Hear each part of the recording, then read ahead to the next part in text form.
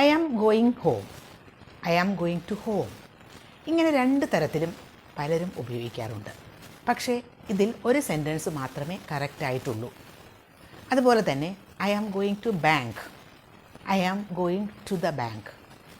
ഇവിടെയും ഒരു സെൻറ്റൻസ് മാത്രമാണ് കറക്റ്റ്. പക്ഷേ രണ്ട് തരത്തിലും ആളുകൾ ഉപയോഗിക്കാറുണ്ട്. അപ്പോൾ നമുക്ക് ഏതാണ് കറക്റ്റ്, ഏത് രീതിയിലാണ് ശരിയായി ഉപയോഗിക്കേണ്ടത് എന്നറിയണ്ടേ? അതാണ് ഇന്നത്തെ ലെസൺ.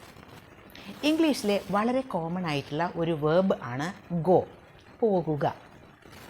ഈ ഗോ എന്ന വേർബ് നമ്മൾ ഉപയോഗിക്കുമ്പോൾ ചില സമയത്തൊക്കെ അത് കഴിഞ്ഞിട്ട് ഒരു പ്രപ്പോസിഷനും ഉപയോഗിക്കാറില്ല.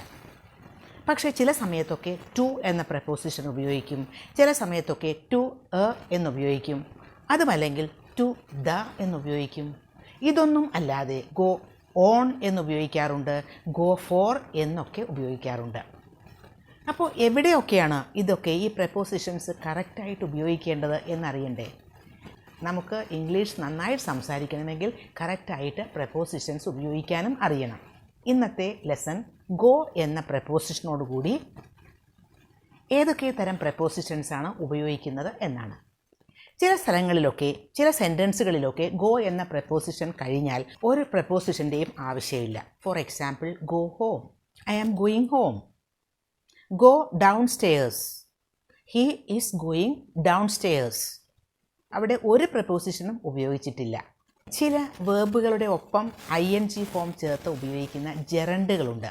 Four example, walking, shopping, swimming, ഇങ്ങനെയൊക്കെയുള്ള ആക്ടിവിറ്റികൾ, അതല്ലെങ്കിൽ ചില സ്പോർട്സ്, സ്കേറ്റിംഗ്, സെയിലിംഗ്, ഇതിൻ്റെയൊക്കെ ഒപ്പം ഗോ ഉപയോഗിക്കുമ്പോൾ അവിടെയും ഒരു പ്രപ്പോസിഷനും ആവശ്യമില്ല. Go shopping, go swimming, go walking, go skating, go sailing, അങ്ങനെ ഒരു പ്രപ്പോസിഷനും അവിടെ വേണ്ട. ഹി ഈസ് ഗോയിങ് ഷോപ്പിംഗ്, അവൻ ഷോപ്പിങ്ങിന് പോവുകയാണ്. ഹി ഈസ് ഗോയിങ് സ്വിമ്മിങ്, അവൻ സ്വിമ്മിങ്ങിന് പോവുകയാണ്. ഹി ഈസ് ഗോയിങ് ക്യാമ്പിംഗ്, അവൻ ക്യാമ്പിങ്ങിന് പോവുകയാണ്. ഹി ഈസ് ഗോയിങ് ഫിഷിംഗ്, അവൻ ഫിഷിങ്ങിന് പോവുകയാണ്.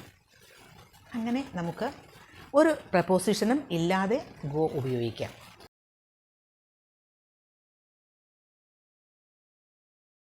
ഇനി ഗോ ടു എന്നുപയോഗിക്കേണ്ട ചില കോണ്ടെക്സ്റ്റുകളുണ്ട്. അത് ഏത് തരം വാക്കുകൾ വരുമ്പോഴാണ്? Go to class, go to office, go to work, go to bed, go to prison, go to jail, go to college. ഇവിടെ ഒന്നും ഗോ ടു കഴിഞ്ഞിട്ട് വേറൊന്നും വേണ്ട. ഗോ ടു എന്ന ഒരു പ്രപ്പോസിഷൻ ഉപയോഗിക്കണം. പിന്നെ സിറ്റീസ്, അതുപോലെ കൺട്രീസ്, കോണ്ടിനെൻറ്റ്സ് ഒക്കെ ആണെങ്കിൽ നമുക്ക് ടു എന്ന പ്രപ്പോസിഷൻ തന്നെയാണ് വേണ്ടത്. For example, go to Delhi, go to Trivandrum.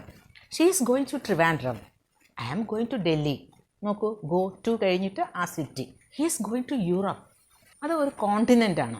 He is going to Australia, he is going to Africa. ഇവിടെയൊക്കെ ഗോയിങ് ടു മാത്രം മതി. ഇനി കൺട്രീസ് ആണെങ്കിലും she is going to Japan, countries ആണെങ്കിലും ടു തന്നെ മതി. ഇതൊക്കെ നമുക്ക് എങ്ങനെ ഓർമ്മിച്ച് വയ്ക്കുക? ചില പാറ്റേൺസ് ആയിട്ട് ഒന്ന് ഓർഗനൈസ് ചെയ്തിട്ട് പഠിക്കാൻ ശ്രമിക്കുക. ആദ്യം നമുക്ക് ഇതൊക്കെ മനസ്സിലാക്കണം, പിന്നെ അത് പ്രാക്ടീസ് ചെയ്യണം. മാത്രമല്ല ഇതൊക്കെ ഒന്ന് ഓർഗനൈസ് ചെയ്തിട്ട് പഠിക്കുക. For example, cities, countries, continents ഒക്കെ ആണെങ്കിൽ ടു മാത്രമേ ആവശ്യമുള്ളൂ എന്ന് മനസ്സിലാക്കി വയ്ക്കുക, അത് ഓർമ്മിച്ച് വയ്ക്കുക.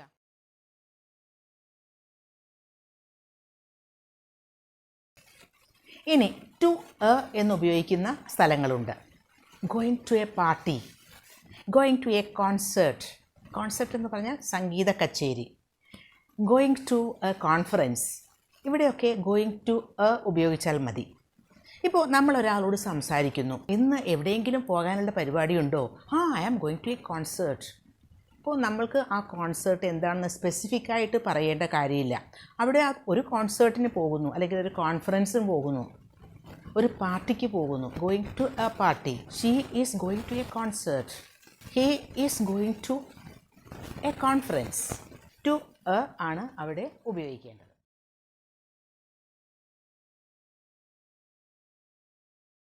ഇനി to the, going to the. Go കഴിഞ്ഞിട്ട് ടു പിന്നെ ദ എന്ന് ഉപയോഗിക്കുന്ന സന്ദർഭങ്ങളും ഉണ്ട്. I am going to the doctor, I am going to the dentist, I am going to the specialist. I am not feeling well, I am going to the doctor. എന്ന് പറഞ്ഞാൽ നമുക്ക് നമ്മുടെ ഏരിയയിലുള്ള ഡോക്ടർ ഏതാണ്, അല്ലെങ്കിൽ ഞാൻ പതിവായി കാണുന്ന ഡോക്ടർ ഏതാണ് എന്ന് നമ്മൾ സംസാരിക്കുന്ന ആരോടാണോ സംസാരിക്കുന്നത് അവർക്ക് അറിയാം. അപ്പോഴാണ് നമ്മൾ അങ്ങനെ പറയുന്നത്. I am going to the doctor. എൻ്റെ ടീത്ത് സുഖമില്ല, എന്തൊക്കെയോ പ്രശ്നങ്ങളുണ്ട്. I am going to the dentist. അപ്പോൾ നമ്മൾ സംസാരിക്കുന്ന ആൾക്കും കൂടി അത് മനസ്സിലാവുന്നു എവിടേക്കാണ് പോകുന്നത് എന്ന്, ഏത് ഡെൻറ്റിസ്റ്റിനെയാണ് കാണുന്നത് എന്ന്. അപ്പോഴാണ് going to the doctor, going to the dentist എന്നൊക്കെ പറയുന്നത്. He needs to go to that specialist because he is not feeling well. അവന് നല്ല സുഖമില്ലാതിരിക്കും, അതുകൊണ്ട് he needs to go to the specialist. അവൻ ഒരു സ്പെഷ്യലിസ്റ്റിനെ കാണേണ്ട, സ്പെഷ്യലിസ്റ്റിൻ്റെ അടുത്തേക്ക് പോകേണ്ട ആവശ്യമുണ്ട്. he needs to go to the specialist. to the ഉപയോഗിച്ചു. അതുപോലെ തന്നെയാണ് bank, supermarket, mall, airport, ഇവിടെയൊക്കെ നമുക്ക് ഗോയിങ് ടു ദ ആണ് ഉപയോഗിക്കേണ്ടത്. He is going to the airport next week. അവൻ എയർപോർട്ടിലേക്ക് നെക്സ്റ്റ് വീക്കിൽ പോകുന്നു എന്ന് പറയുമ്പോൾ നമ്മൾ ആരോടാണോ സംസാരിക്കുന്നവർക്കറിയാം ഏത് എയർപോർട്ടിൽ, നമ്മുടെ ഏരിയയിലുള്ള എയർപോർട്ട് ഏതാണ്, നമുക്ക് പോകേണ്ട എയർപോർട്ട് ഏതാണ് എന്ന് നമുക്കറിയാം. അപ്പോഴാണ് I am going to the airport എന്ന് പറയുന്നത്.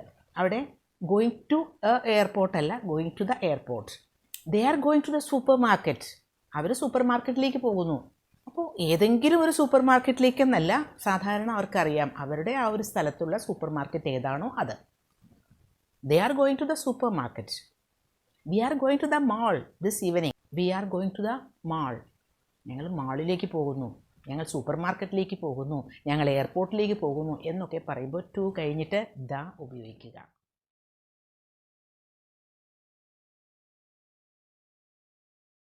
അപ്പോൾ ഗോ കഴിഞ്ഞിട്ട് ഒരു പ്രപ്പോസിഷനും വേണ്ടാത്ത ചില സ്ഥലങ്ങളുണ്ട്. ഗോ ടു ഉപയോഗിക്കേണ്ട സന്ദർഭങ്ങളുണ്ട്, ഗോ ടു ഉപയോഗിക്കേണ്ടതുണ്ട്, ഗോയിങ് ടു ദ ഉപയോഗിക്കേണ്ട കോണ്ടെക്സ്റ്റുകളും ഉണ്ട്. ഇനി ചില എക്സെപ്ഷണൽ കേസുകളുണ്ട് ഗോ കഴിഞ്ഞിട്ട് ഓൺ ഉപയോഗിക്കുന്നത്. അതെവിടെയാണ്? She is going on a vacation. Going on, go കഴിഞ്ഞിട്ട് ഓൺ ആണ്. He is going on a trip. Going on a trip. They are going on a tour. അപ്പോൾ അവിടെയൊക്കെ ഗോ കഴിഞ്ഞിട്ട് ഓൺ എന്ന preposition. My friend is going on a holiday. നോക്കൂ, holiday, അവിടെയും നമുക്ക് on ആണ് ഉപയോഗിക്കേണ്ടത്.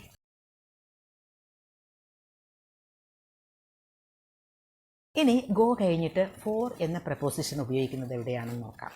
Go for a walk, go for a swim, go for a Jog. ആദ്യം നമ്മൾ പഠിച്ചില്ലേ, ഗോ കഴിഞ്ഞിട്ട് go shopping, go swimming, go jogging എന്നൊക്കെ.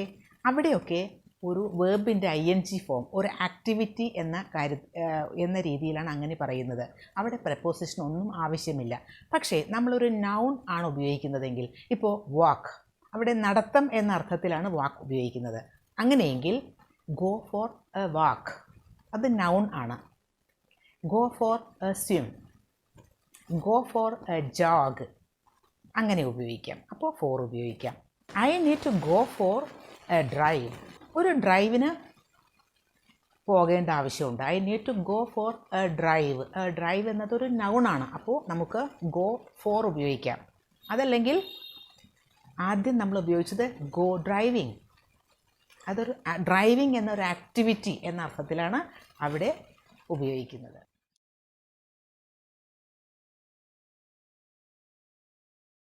അപ്പോൾ സാധാരണ കോമൺ ആയിട്ട് യൂസ് ചെയ്യുന്ന ചില പ്രപ്പോസിഷൻസാണ് നമ്മൾ ഇന്നത്തെ ലെസണിൽ ഡിസ്കസ് ചെയ്തത്. ഇതൊക്കെ ഇപ്പോൾ നിങ്ങൾക്ക് ഓർക്കാൻ പറ്റുന്നുണ്ടോ എന്ന് ചില ക്വസ്റ്റ്യൻസ് കൂടി നോക്കാം നമുക്ക്. I need to go blank post office today. ഇവിടെ എന്താണ് വേണ്ടത്? ടു എ, അതല്ലെങ്കിൽ ടു ദ. ഏതാണ് ഇവിടെ ഉപയോഗിക്കേണ്ടത്? I need to go to the post office today. Next sentence, at what time are you going? Blank home. ഇവിടെ preposition ഒന്നും ആവശ്യമില്ല. At what time are you going home? When we were on holiday, we went blank swim every day. When we were on holiday, we went for a swim every day. ഇവിടെ swim എന്നുപയോഗിച്ചിരിക്കുന്നത് noun ആയിട്ടാണ്. അപ്പോൾ നമുക്ക് വേണ്ടത് for a എന്നാണ്. I went blank space concert. I went to a concert. Saina is going blank Spain. Saina is going to Spain. അപ്പോൾ ഇന്നത്തെ lesson നിങ്ങൾക്ക് യൂസ്ഫുൾ ആയിട്ടുണ്ടാകും എന്ന് തന്നെ കരുതുന്നു.